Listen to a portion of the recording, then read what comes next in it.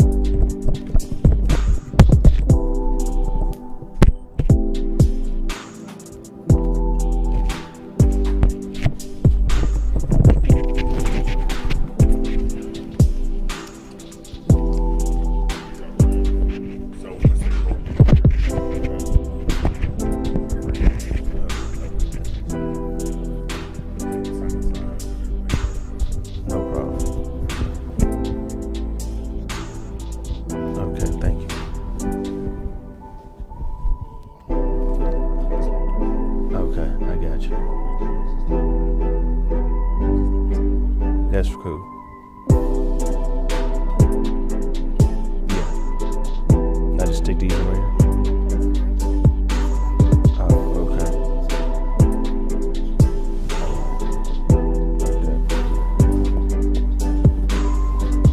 Alright, then I just put them in my ear. Okay. Say that.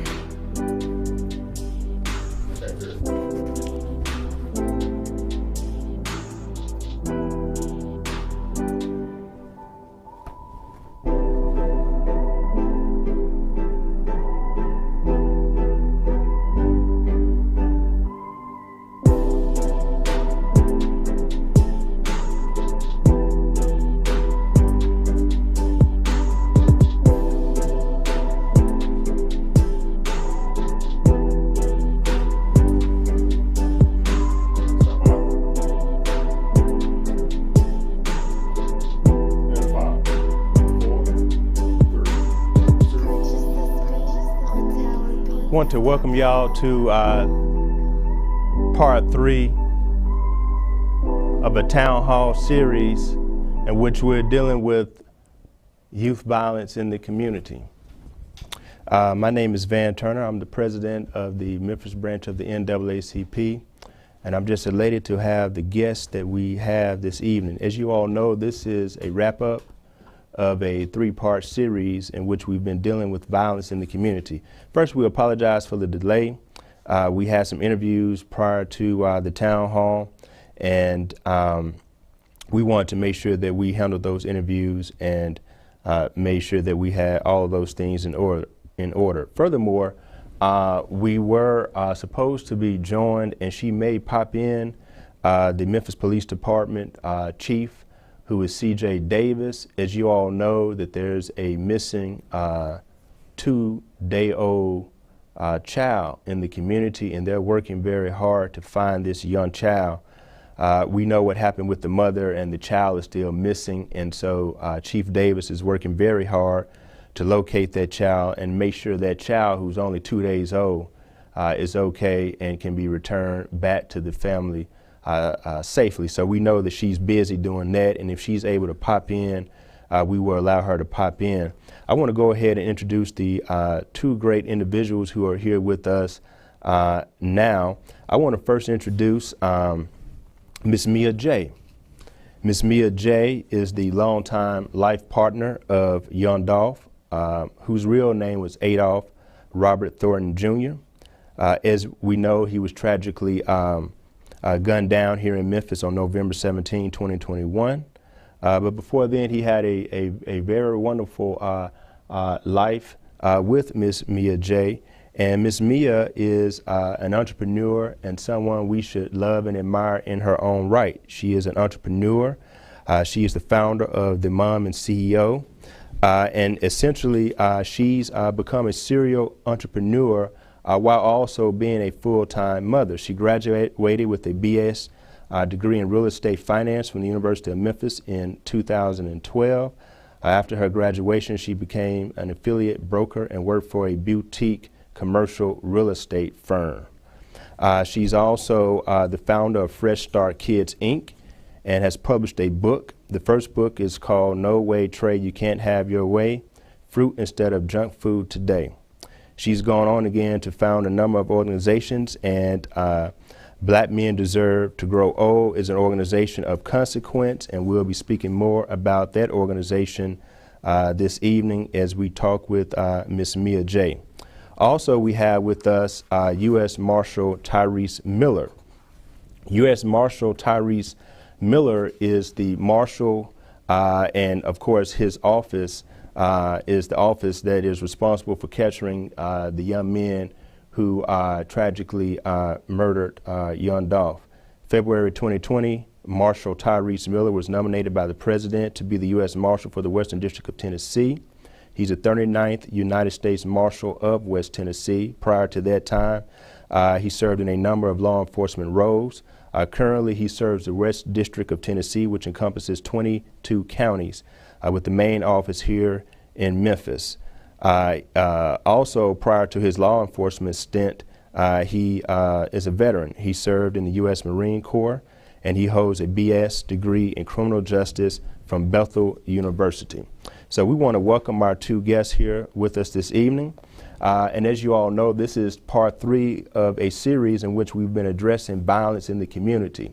Our first series dealt with a number of nonprofit organizations who have been working on the ground for years to remediate violence in the community, and they are, as a result of what we are experiencing now in the city, are deservedly getting the attention that they should have been receiving a long time ago for the work that they're doing.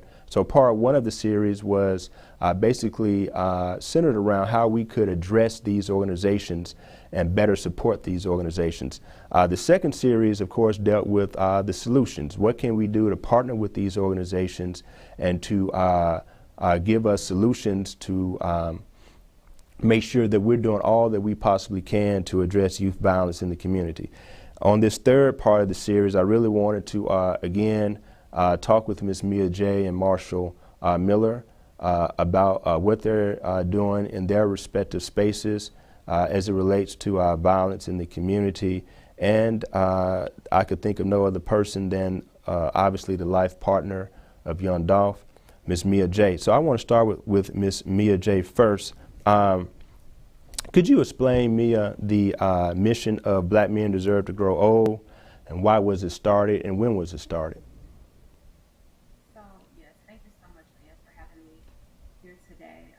So, Black Men Deserve to Grow Old. The mission of that, it started out as a campaign able to really help reduce the amount of intraracial violent crime within the Black. And, for me, I experienced my first loss um, prematurely due to, violent crime in 2020, May of 2020. My brother was murdered in Memphis at his place of business. And I decided for his birthday, August 2021, that I wanted to honor him and uplift his life and to help to support, his family as well as two other families who have also experienced the same type of premature death and violent crime. I wanted to help support those widows, the mothers, the families, because just understanding firsthand what they go through post the loss. I wanted to be able to actually do something and impact those families, and so I launched the campaign "Deserve to Grow Old." Black boys deserve to grow old, and donated 30% of my proceeds from T-shirts that I made from those to the families to be able to assist in carrying out the legacy of those those men that were slain.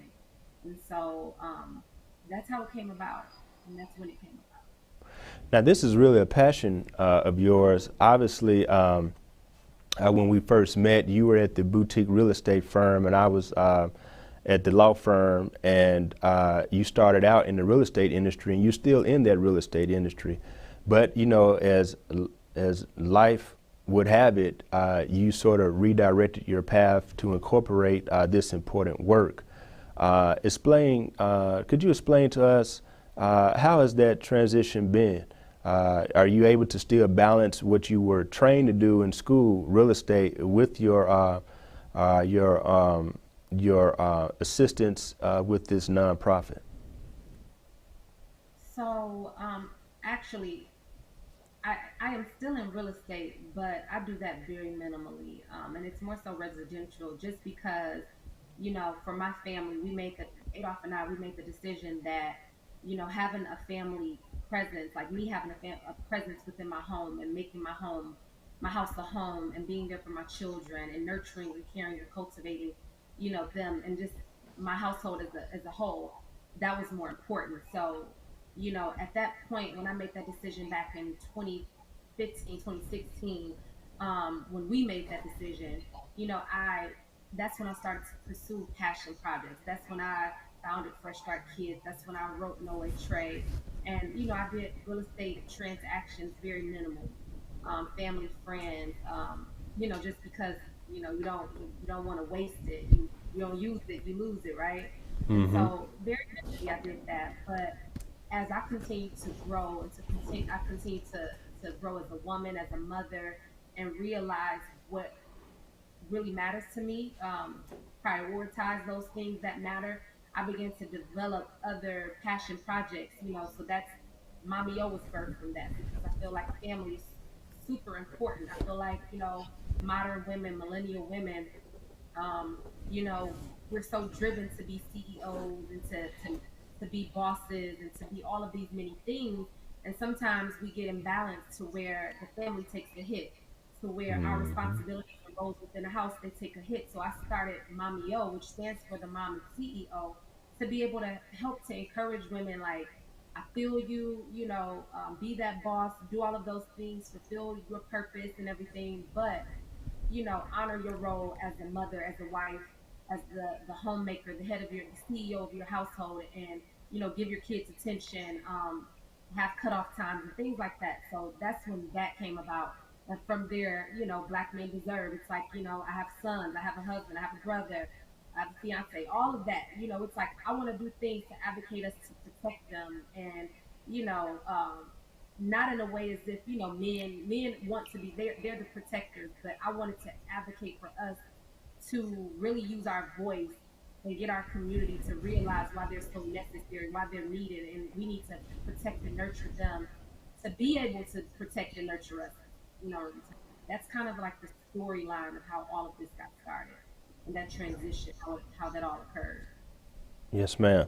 I want to then now bring in U.S. Marshal Miller. U.S. Marshal Miller, you were involved in capturing the men who perpetrated this crime. And a lot of people really don't know what the U.S. Marshal Office does. Of course, we know of the Sheriff's Office and the Police Department, but all of a sudden we've learned about the U.S. Marshal's Office, and we have learned that you're the head of the office here in Memphis, and you were responsible for capturing the murderers of young Dolph. And I sort of want to bring you in. What exactly does the U.S. Marshal's Service Office does? What do you do, rather? And could you just explain it to the viewers? Yes, sir. Mr. Turner, I want to thank you for having me on. I think it's certainly important to be a part of this discussion. But the first thing I want to do is I want to extend my sincere condolences to Miss Mia J, to you, your family, your children. Losing a person to homicide suddenly and violently is very difficult. I've never had to personally experience that, but I have, throughout my career, I have investigated homicides and had to make death notifications, and that is just something that is very difficult. I would imagine it's very difficult. Again, I've never had to do it, but again, I just want to extend my sincere condolences to you and let you know, as law enforcement, we really strive to achieve justice for those who cannot speak for themselves. And in this case, Mr. Thornton, who was so tragically murdered November 17th, he can't speak. So we're going to speak for him. And we're going to hold people accountable, hold everyone accountable that was involved in this heinous crime. So I want to, first of all, just extend my condolences to you and your family. You're welcome. And Ms. Turner, just to answer your question, so the Marshal Service, we've been around for a very long time. A lot of people don't know what we do. We're virtually involved in every aspect of the criminal justice system. We enforce court orders, whether it be criminal or civil. So if the federal court issues a court order, we go out and enforce those orders. We are responsible for the custody, movements, housing, the care of federal detainees. So I currently have about 530 federal pretrial detainees. So those are people who are charged with federal crimes here at the Western District of Tennessee. They're housed in several facilities that we contract with either the local sheriffs or the Shelby County Division of Corrections, and we are responsible for bringing those people to court whenever they have appearances. We're also in charge of the asset forfeiture program for the federal government. So at any time that the federal law enforcement, such as FBI or DEA, if they seize property, drugs, firearms, homes, vessels, we're responsible for keeping up with that, with those things and auctioning them off if they are awarded to the government. We're also responsible for the witness protection program. A lot of people think that that's the FBI, but that is the Marshals. We are responsible for that program. We protected, since 1971, we protected over 19,000 federal witnesses. It's a voluntary program. If you are a federal witness and want to come into the program, then that's something that we handle. And lastly, I think the thing that we're talking about here today is we arrest fugitives. We have here in West Tennessee, we have a long standing memorandum of understanding with the Shelby County Sheriff's Department and with the Memphis Police Department that anytime there's a fugitive who's committed a violent crime or some type of sexual related crime, or if they are a sex offender, that is a case that under the statutes, we can adopt those cases. We don't come in and take over any cases. We work in tandem with our partners, and so we are on the front lines with MPD and Shelby County to reduce violent crime here in Memphis. And I just wanted to share some numbers with you. In 2020, it was a record-setting number year for homicides. There were 289 homicides in Memphis. And then sadly, in 2021, that record was broken, and there were 304 homicides. And I say homicides, let me clarify, murders, because every homicide is not a murder. Homicides can be justifiable or things like that. But so there were 304 murders in Memphis in 2021. Well, last year, the U.S. Marshals arrested 106 of those offenders. So that's, if you think about that's I think that's pretty outstanding work, especially considering there's a narrative that you hear quite often that about use of force incidents with between law enforcement and citizens, and yes, that does happen. But I can tell you that in 2021, we did not use force on anybody. We arrested over 1,000 people throughout West Tennessee, but just in Memphis, 106 people were arrested for murder by U.S. Marshals, and we never used force. They were either safely taken into custody or they surrendered. And so, in a nutshell, that's what we do. I'll just say, we stand with our partners, and we're in this fight to reduce violent crime. Thank you. And I think it was important to have both of y'all here because when we talk about addressing violence in the community, it's multifaceted. So we have to have organizations such as Black Men Deserve to Grow Old, NAACP, but we also have to work in conjunction with law enforcement. And so in this particular case involving Mr. Thornton, I understand, Marshal Miller, that there were over 500 tips which were called in and which allowed you all to finally catch up with these perpetrators. But the issue here is that not every case has these many tips to come in.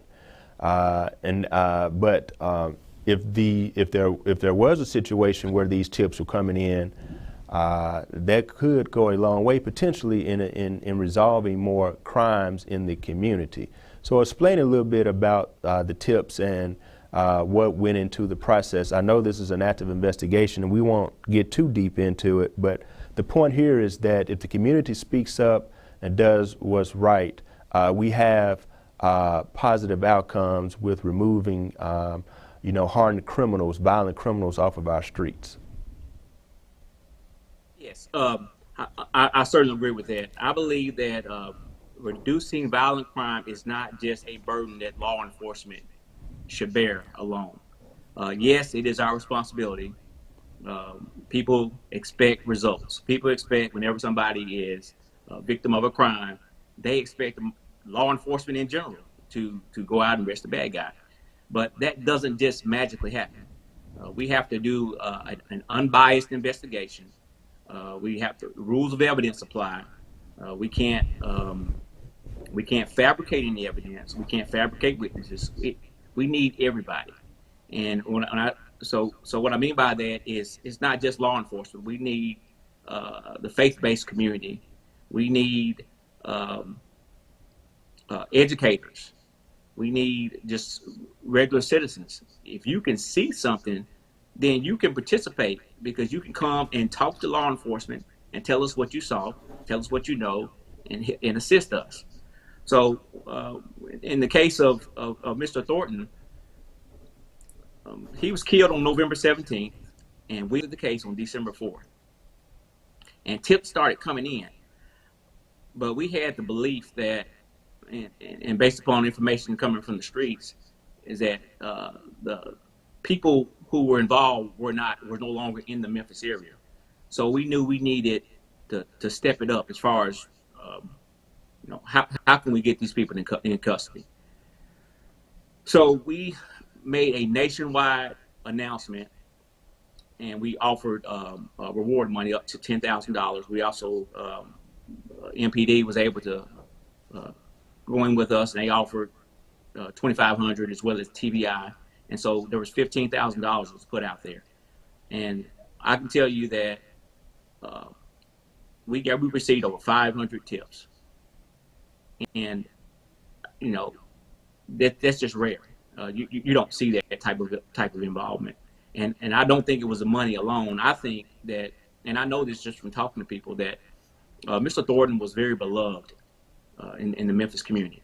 And I think that people thought, well, if they'll gun him down, you know, in front of a bakery or in front of a cookie store in broad daylight, I mean, you know, they'll kill anybody.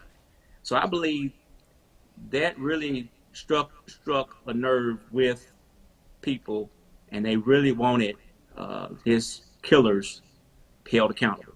So we took advantage of that, and so all tips started coming in, and we were sending leads to, you know, we checked numerous addresses here in the Memphis area, but we sent leads to our partners in Atlanta, in Houston, in Dallas, in Hampton, Virginia, Indianapolis, just to name a few cities that we checked.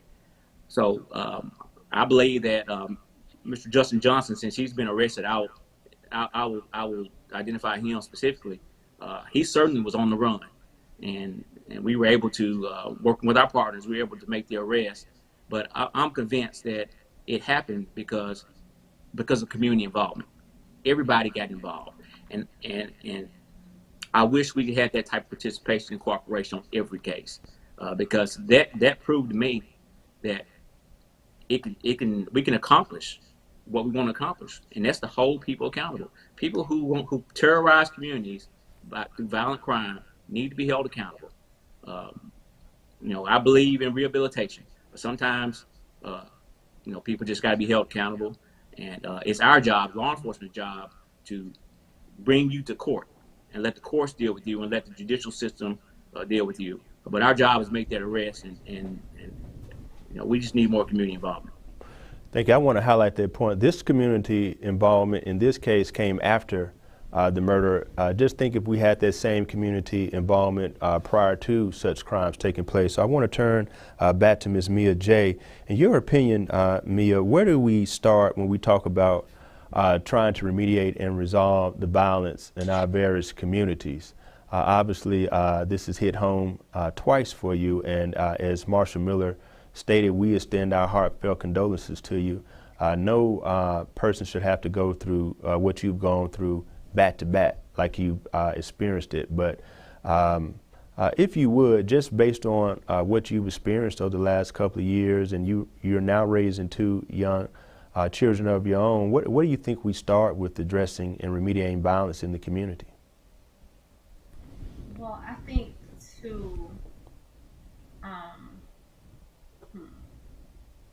you know, I really think that one of the things, as Marshall said,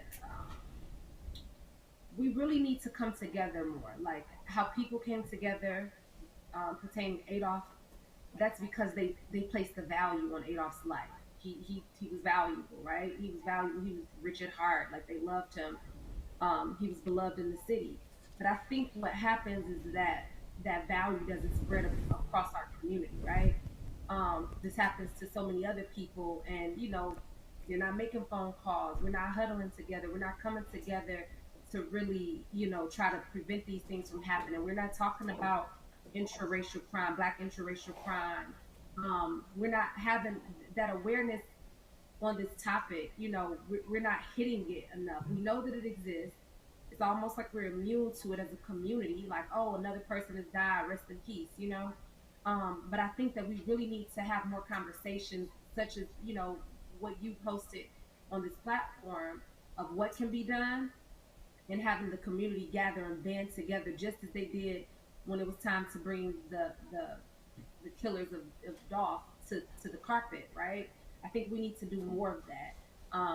And I think that also, you know, we need to also tackle the rehabilitation. Once these guys, they get into, you know, if they're young guys, they go to juvenile, if they go to prison or wherever, once they're incarcerated, it's like, you know, really trying to rehabilitate. You know, hurt people, we all know that hurt people.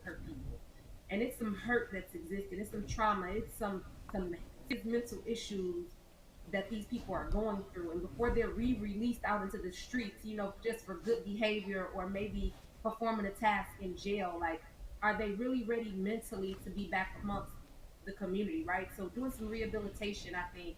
I also think, aligning the community with the resources that exist to be able to help those who are still on the streets, to receive help, and doing more community outreach where people just know what exists, and kind of making that linkage between the resources that's available and the people actually taking part with those resources. That's something we need to do more of. That people with voices, people with platforms, we need to really be able to make that linkage, because even with the Black Men Deserve to Grow Old campaign, I'm helping 3 different families, and a lot of families, they also, a part of this, were able to receive financial planning support from a financial advisor, and this was all a part of the campaign. They also were able to get therapy services.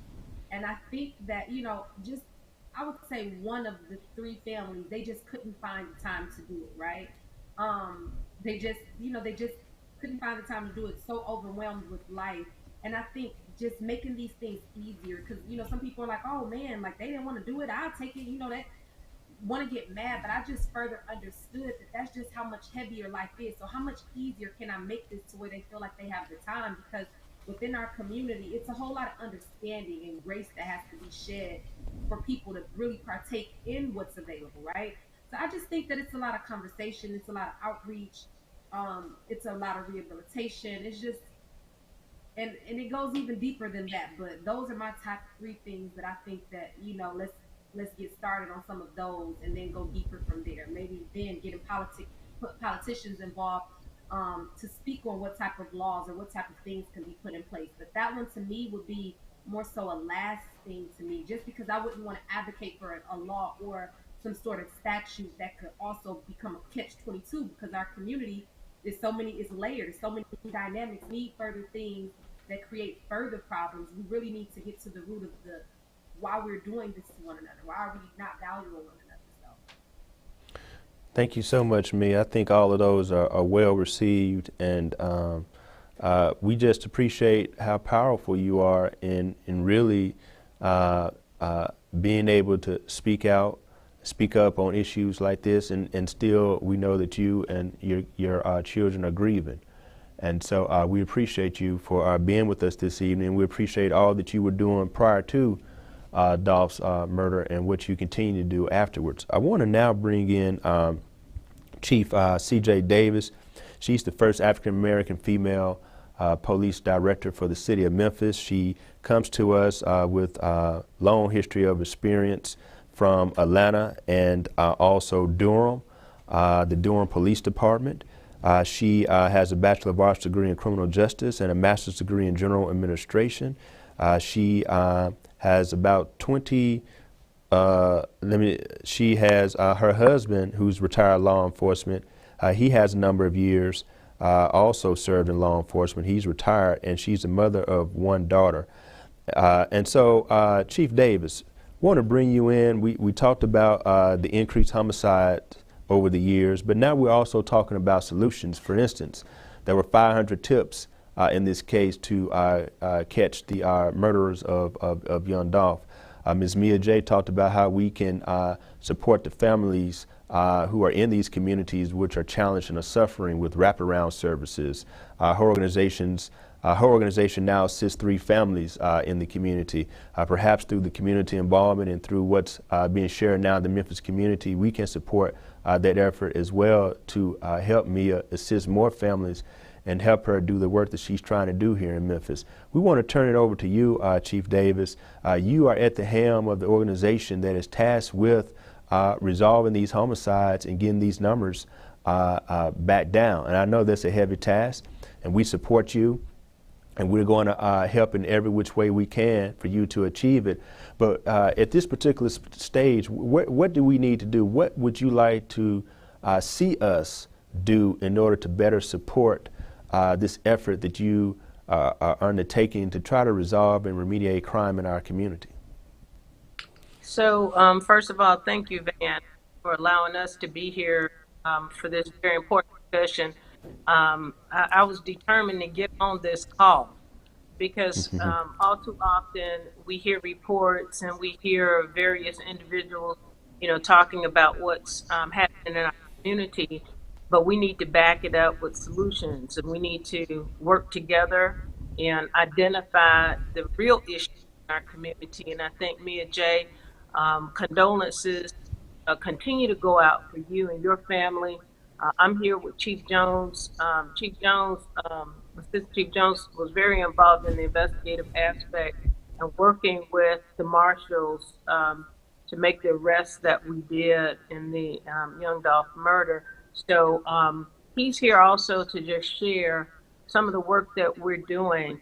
And Van, you hit on it, and I think this is something that was really critical. Some people were, a little frustrated that we made so much progress really quickly in this particular case. And we would not have made that level of progress if we didn't have the input and the support of our community. But our community needs to step up and provide information and tips every time we have a violent crime. There's 20% people committing 80% of the crime in our community. And we have to be very laser focused on who those individuals are. When a crime is committed, there are people who know who the perpetrators are of these particular crimes. They're innocent people and neighbors and other people in the community who are familiar with these perpetrators. And it's important that we work together and they trust the police that we're not going to provide information about who you are. Your identity will be anonymous. We just want to be able to put the puzzle pieces together. And that's what we really need out of our community.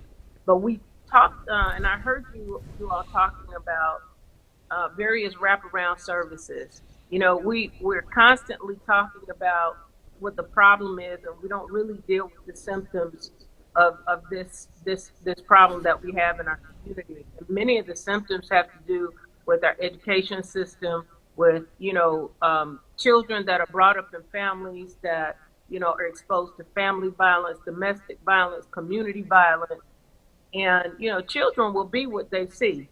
And until we have the types of service that are embedded in our communities and not programs that are one and done, programs that are sustainable to help our young people have education, to be successful in education, because a lot of our young people, they end up out of school because they're not successful in school, and they have this sense of hopelessness, and then they end up, as truants and out on the street and doing all kinds of nefarious things.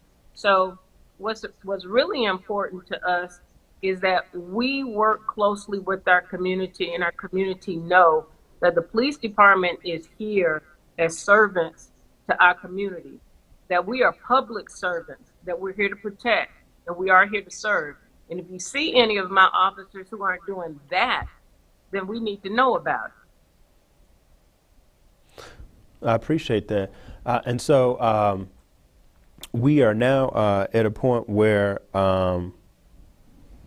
this pandemic has created so much depression and anxiety, and it's just changed our way of life forever. We all can say one thing: we knew life before the pandemic and how different it was to life now post-pandemic and what we're experiencing now. How do we start to cull away, and this is for anyone that wants to jump in, how do we start culling away at the aftermath of the pandemic? I mean, it just seems like there's just been a change. People were not driving 100 miles per hour down the highway, it appears, as often as we see it prior to the pandemic. We haven't seen suicide rates among our young people. At least I don't think so. Like we've seen it post-pandemic, depression and just so much anxiety that's out there in our schools. I think I'm gonna answer my own question when I say that's probably led to some of the violence in the community. But, you know, how do we maybe start addressing some of the aftermath of the pandemic? Because obviously there's been an uptick in violent crimes post-pandemic. Well, I think we all agree that this pandemic environment is one that we didn't have a playbook for. We've never seen our community suffer the way it has during the last 2 years. So crime is at an unbelievable state around the country, actually, and you hear it on world news. And we're starting to see the types of acts that just make you scratch your head. You know, most of we spent most of the day looking for a child today. You know, we are seeing the types of crimes that, to be honest with you, are an anomaly for minority communities. You know, growing up, we simply had more, care and concern for our neighbors, and even when crimes were committed, they weren't committed, to the levels of egregiousness and inhumane types of acts that we see now, especially, unfortunately, perpetrated by some of the youngest members of our community. And it's alarming, and we know that our community needs help. We've got a mental health crisis as well. And I know I've said enough. Chief Jones or anybody that might want to chime in. I think one of the things is just trying to figure out how to manage everyday activities. One of the things that we see is a lot of conflict, not being able to solve that particular conflict, and they end up in gun violence and ultimately ends up in death. So I don't know if that goes into the schools or what level that goes in. Maybe part of the rehabilitation from individuals coming out of jail, that could be a part there as well. But it's definitely, and maybe the churches need to kind of chime in on this as well from a clergy standpoint, and just making sure that we can make sure that people are whole from a body, mind, and soul standpoint. But the conflict resolution is the biggest thing, and I think if we can resolve that, then we can resolve something. That's what's driving our numbers here, especially domestic violence. You know, something that I think that, when I was coming up, when I was younger, I remember going to school, and prayer was still like I went to public schools, but we were still able to do things like pray still in schools. I think, from a spiritual standpoint, that is being so removed to accommodate so many people and so many different beliefs, right? That I think we're getting so far removed from incorporating godliness, that I think that if we could figure out a way to restore that in the schools. My kids, they go to Christian schools, and a lot of people are like, how are your kids, managing with this type of death? And I'm like, a lot of it comes from, they're nurturing at home, like home is a key component, but when they go to school, 5 days out of the week, they're praying, they're being taught, biblical, like they're being taught and edified from a spiritual standpoint. So when they think about death now, they process it as, being with God, and I want to be with God, and not, not that it's okay if they want to die or anything like that, and not anything morbid, but they process it in such a spiritual type of way, which has to do a lot with the environment that they spend the most of their time in when they're outside of home. And so although everyone is fortunate to be able to go to a Christian school, a private school, or whatever like that, I think some way, I don't know if we could ever get back to kind of where we came from, because there were a lot of things that we did in the past, and even when, before I was in, elementary school and things like that, where I think a lot of things were done, and although there was still violence taking place, speaking to, Chief C.J. Davis's point where, people were a little bit more together. She lived in a time where people were more together, and crime was committed, but not on such a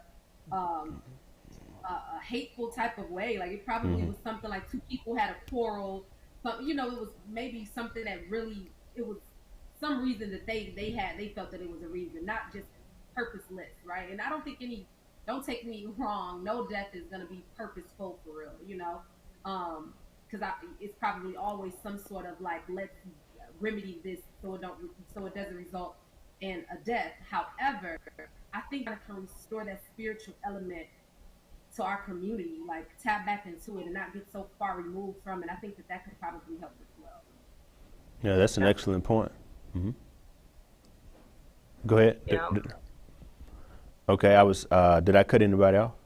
That was an excellent point, Miss Mia J. Bringing spirituality back into the community, and it's there. We just have to uncover it and push it up to the top again. You know, interestingly enough, much of the music that we listen to today, whether it's hip hop or otherwise, the roots come from just down the street from us, Mississippi Delta, the blues, and it's made its way through jazz and then through the freestyle and the hip hop that we know today. And a lot of that, it comes from the spirituality and the soulfulness of our people. And so to return back to that could be cleansing and healing for us and restorative for us as a people. It's there. We just got to go back to mama's religion. I vividly remember growing up how, you know, I don't know if many people do it today, but, you know, we actually got on our knees and prayed at the bed before we got into bed every night. You know, just kind of old school things like that that grandmama and mama taught us and our aunties taught us, praying before you get into bed every night. Now I lay me down to sleep, I pray the Lord my soul to keep. Stuff like that. I'm sure y'all all remember that. So I think that's a good point, Miss Mia J. So Bill Atkins, I want to throw him out there. He's a pastor. Obviously, we all know Bill Atkins, but he came to the county commission and asked for funding, and we gave it to him, and it was to start a more localized witness protection program. So it's not enough for us, Chief Davis, Marshall Miller, Mia, for us to say, hey, you know, we need to have 500 tips for every crime, heinous crime that's committed in the community. These people fear retaliation to themselves and to their family members. And so what Pastor Bill Atkins did was localize a witness protection program to take these people out of the community and to protect them for being witnesses and putting these perpetrators of these horrible crimes in jail. And so I think Marshall Miller mentioned that there is a witness protection program at the federal level, but this would be more of a local program. And I think that, you know, supporting causes such as what Bill Atkins is doing is something that I think is important. And it's just some things you don't think about. We want people to give us the tips, but then what? What happens to them? What happens to their family?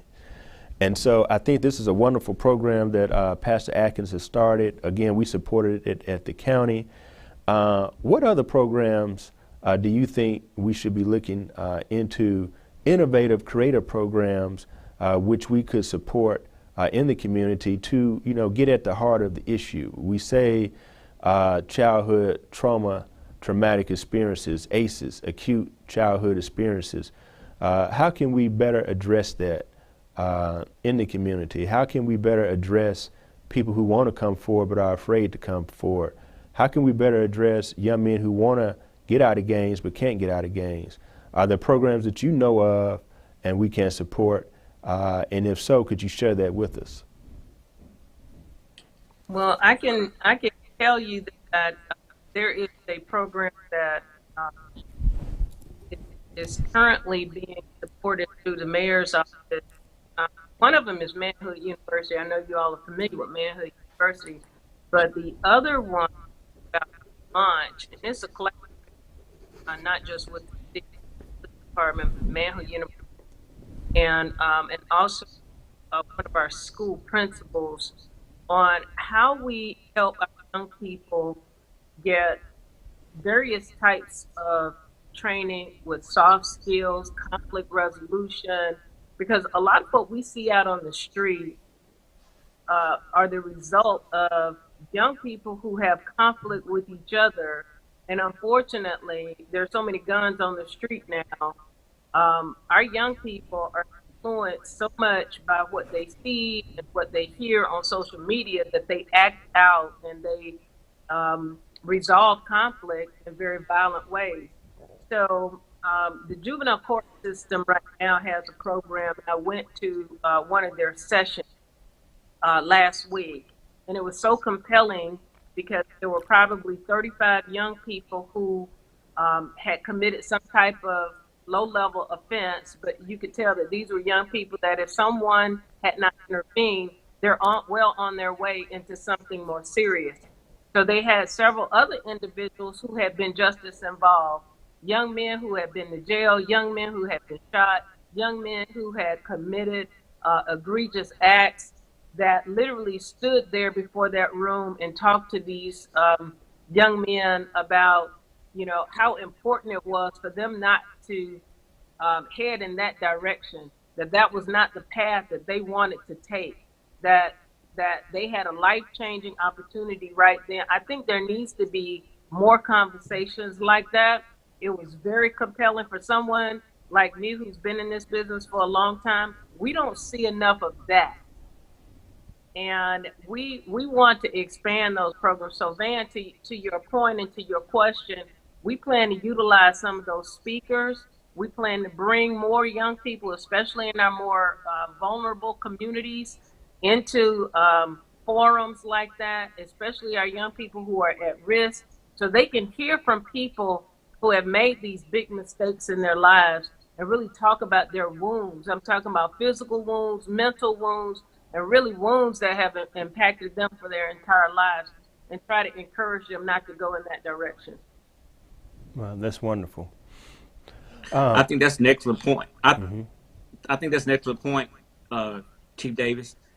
I just wanted to put this out there as well. You know, we can come up with programs, and I'm sure there are already programs that exist to help children, but we need to also address the parents and parenting skills, because, you know, I think our schools are involved as far as trying to help their, you know, some people, the only time they get shown love is from their teachers.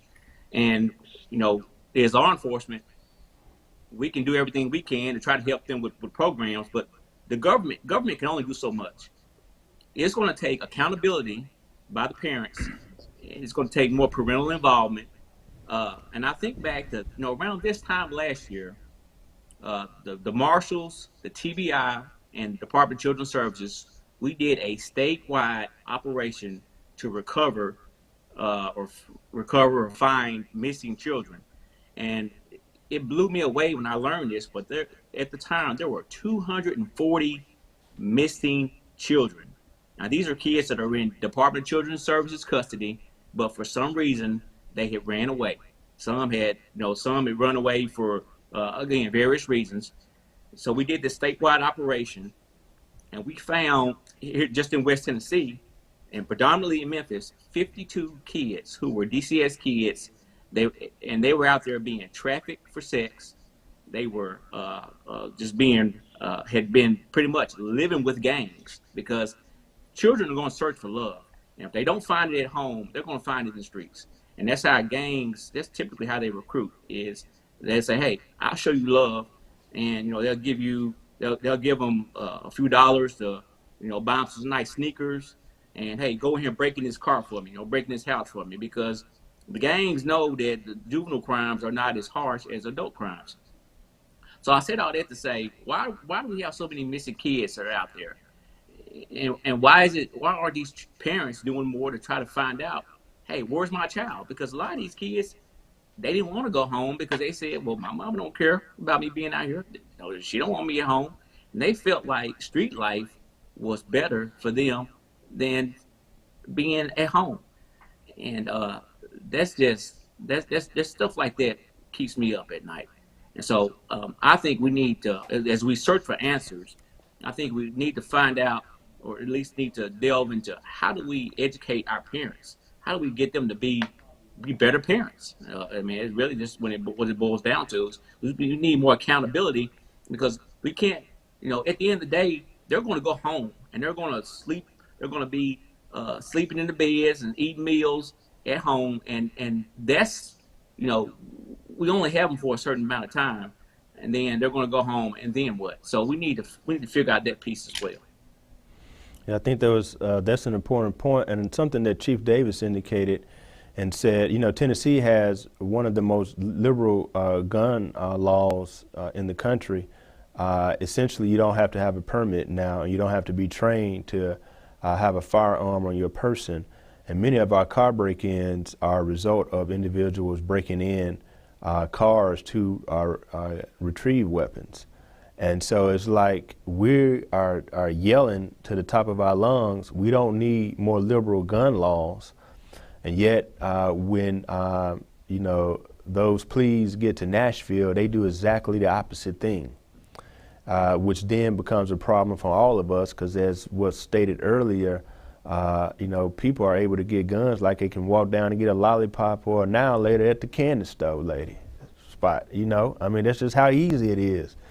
You go get a piece of candy and you get a 9mm now. And so, and the kids are just walking around in the communities like that. And so it's not a fist fight, you know. We're not resolving issues like that. We're pulling out the weapons, and then you can't come back from that, because the kid goes to jail for the rest of his or her life, and then you have someone that's dead, and you can't reverse that. And so we have challenges that we are dealing with internally and externally, which we have no control over, which again is an issue for us. Marshal Miller, you and I talked recently, and you said that you had a knack for getting to the heart of some of the most hardened criminals to get them to reveal what's going on, and you've been able to break a lot of cases like that. And so I think one redeeming thing, and I want to turn the corner here and have an uplifting message as we begin to conclude our program for this evening. You say even the most hardened criminals, you and I talking yesterday, you've been able to break through because there's something that's there. It's something in them that still is human, and you're able sometimes to get through and touch that, and they reveal to you what they've done. There's remorse there, there's sorrow there, and you've been able to reach some of these individuals that have not been able to be reached by anyone else. Explain that to us and give us that experience, because that's redeeming. That lets us know that despite what we see sometimes in the morning and what we hear all the time, you know, it's not that people are born hardened murderers and criminals. It's that they're born human beings, and through a certain set of circumstances, here they are. Hurt people hurt people. I think Mia said that. And so explain to us what's that like when you're able to really touch the hearts and be able to humanize, you know, or touch the humanity of some of these individuals. Certainly. So my background is homicide. I've investigated homicides throughout my career, going from a detective level up to a captain. And something I always had, at least I felt like I was successful at, was getting people to open up and tell me why they did something. And I think just touching upon our conversation, when people have done horrible things, abusing a child or even taking someone's life, they expect us, being law enforcement, to judge them. They expect us to treat them like they're less than human, subhuman. And I guess I don't know if they see that from television or I don't really quite know. I sort of know, but I don't fully understand why. But when I get them in a room and talk to them, I let them know, look, I'm not here to judge you. No, it's God's job to judge. It's the Holy Spirit's job to convict. It's my job to love. I just show you love. And I show them that, look, I'm going to treat you like a human being. And a lot of times I'll see them. And once they see that, you know, that I believe in them and I believe in that, you know, what they got right here that's beaten, you know, I'll see those eyes well up and I'll see that big crocodile tear run down the cheek. I know that they got something heavy on their heart and they want to talk, because most people, you know, they know right from wrong, and they know that they're going to be judged one day, and whenever they, whatever their belief is, they know that when they leave this life, that somebody is going to they're going to have to account for everything they've done in this world, and I believe that they want to make it right. And so again, that's just treating people with respect. Again, I'm not there to hold their hand, but I am there, because they're going to be held accountable. That's my job. My job is to put together a case and turn it over to the prosecutor and let the prosecutor do his or her job. But show them, hey, look, just tell me why you did it. And more times than not, they may not tell you the total truth, but they'll tell you something. Because I just believe that everybody has that. They have that sense of goodness in them. You just have to find it. That's good. Appreciate that. I want to turn back to Ms. Mia J. Young Dolph has a legacy that will never, I think, go away here in Memphis. Obviously, Councilman J.B. Smiley renamed the street in the Castalia community after Young Dolph, and we had, I think, the very moving memorial service that was here at the FedEx Forum. But what would you like Young Dolph's legacy to be here in Memphis moving forward? Now, keep in mind, Young Dolph was idolized by so many young men and women in this community and so beloved. On the day that this tragedy happened, I went out into the community and you couldn't go through the street. They had to block the highway off. I mean, it was just like the whole South Memphis community came out to mourn the death of one of its heroes, a prince out of this community that was for this community that was taken away. Not only from you, Mia, but from us as well. What would you have his legacy to be? How would you want us here still in Memphis to remember your beloved life partner, Mr. Thornton? I would say exactly how he's been remembered, since the death, the day he was taken away. I think it was pretty much a consensus that he was a good-hearted person, a giving person, that he was a loving person. He showed love. He was respectful to people. Despite those who probably didn't know him and they only saw him on the surface from the music that he made, that persona, those people even learned very quickly that that persona was just what it was, a persona, and that wasn't the person that he truly was and truly is. And so I think exactly how the world has viewed him, how they lifted him, how they have celebrated him, and the reasonings behind that, that is what needs to continue to cement his legacy, and what the Memphis community, as well as the world period, needs to just uphold. Like, he was exactly who everyone says that he is. Black men deserve to grow old. How can we support you? What can we do to not only just make that the name of this organization, but to make that a reality? And understanding that you started this organization prior to Mr. Thornton's death. And so the organization continues. How can we support that effort? What can we as a community do to support what you're doing with the Black Men Deserve to Grow Old cause? The community can make a purchase by going to Shop Momeo, that's shopmomeo.com. And once you get to the Let's Make a Difference section on that website, you will learn all about the campaign, the Black Men Deserve to Grow Old campaign. Make a purchase. Proceeds from every purchase will go towards helping a family in need. Spread the word. Let your family know. Let your friends know. Buy 2 shirts. Buy one for you and your friends and your family.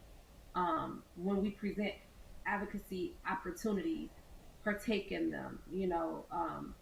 Be involved when we present. And when we pretty much bridge with the organizations that's working on the front lines for mental health, and the numerous ones that you've identified through this 3-part series that we need to make contact with, and kind of be a liaison to connect the community to these organizations. Reach out to them, tap into the resources, and utilize them as they're designed to be used, And also, on February 20th, having a gifting ceremony, a virtual gifting ceremony, where we will gift the 3 families we will gift the three families their gift amount, their donation, and we'll hear from them, and we'll expound on this conversation as well that we had today, but expound and invite more people and just keep the mission going until we can solidify some really good solutions to be able to implement and start to see change take place. So that's how you can support Black Men Deserve to Grow Old. Thank you so much. And again, those proceeds are going to help the families here in this community through challenging times. And I think that is so appropriate. And to the listening community and the viewing community, let's not just make that the name of Mia J's nonprofit. Let's really live and support that. Black men, listen to the words, Black men deserve to grow old. For all the parents that are out there, all the fathers and mothers of young Black men and women, listen to what it is saying. You deserve to grow old in this community. Your life should not be snuffed out because of being disrespected on Facebook or TikTok or some social media platform. Life is more precious than that. We deserve to grow old. You deserve to grow old. And hopefully we're gleaning that message, and we are speaking directly to the hearts and minds of any young person that's watching us this evening. I want to next go to Marshall Miller. As we turn the corner here, we have about 6 minutes left. What can be done? What should we be doing as we leave the call this evening to support the work and to do what we can to remediate violence in the community? If you could leave us with one thing, what should we wake up and do tomorrow? What one thing should we wake up and do tomorrow based on your experience as a marshal, having seen what you've seen over the number of years? If you could tell us, the listening and viewing audience, one thing that we could do when we wake up in the morning to make this community better and to assist in remediating the violence in the community, what would that do? What would that be, rather? Well, I'm a Christian, and I'm proud to say so. So I believe that we just have to trust in God. Only God can get us through this situation we're in, and I believe that's why we've lost our way. You know, the church is not just where the people are gathered; it has to be where people are scattered. We have to go out. We have to love one another. We have to work with law enforcement. We are not the enemy. Law enforcement, we are some of the most professional people who love. We don't do this for a paycheck. We do it because we love the communities that we serve. So, law enforcement, growing up, we were heroes. And somehow, some way over the last 2 years, we've turned into the enemy. And you won't find somebody that will work harder for you than the men and women in blue. And so,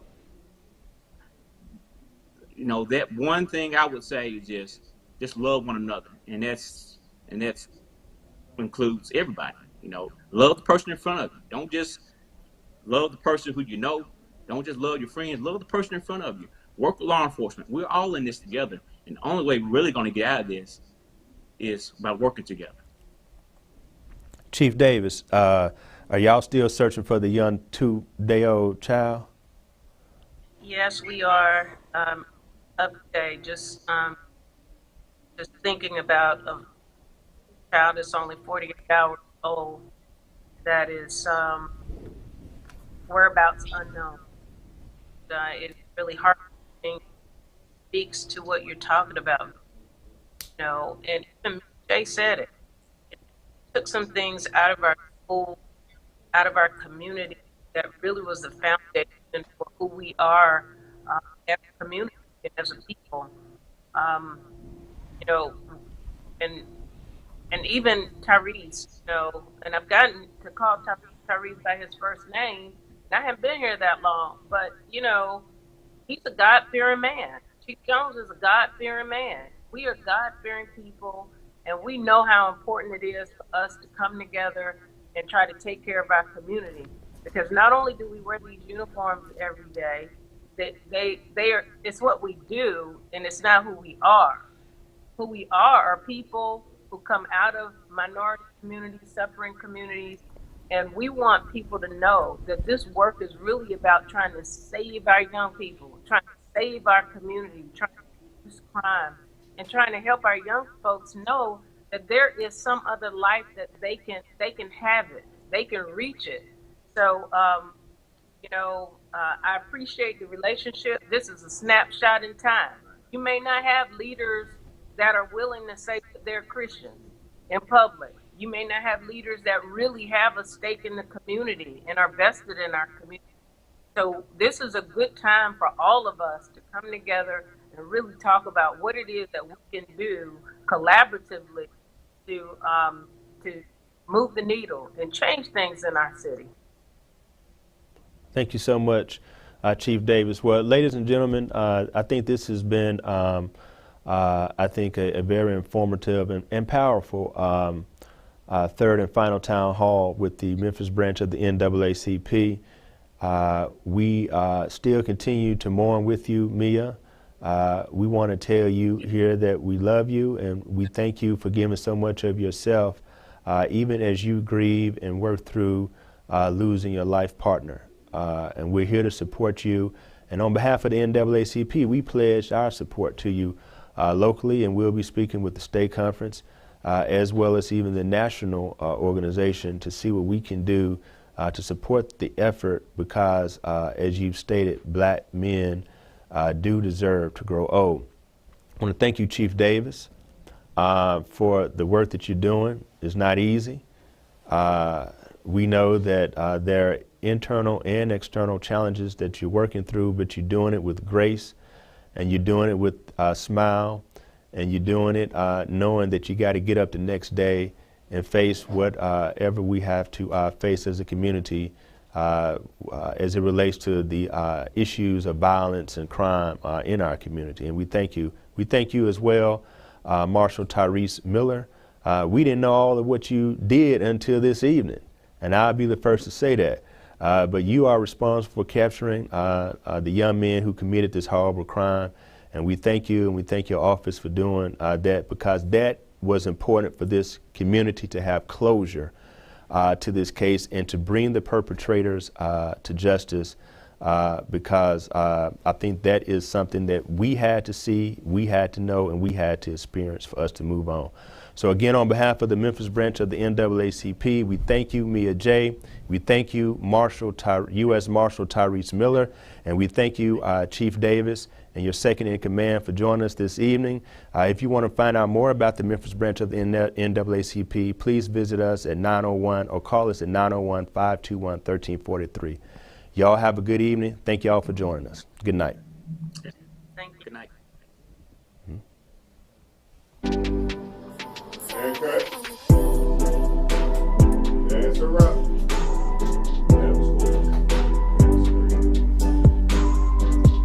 Thank y'all.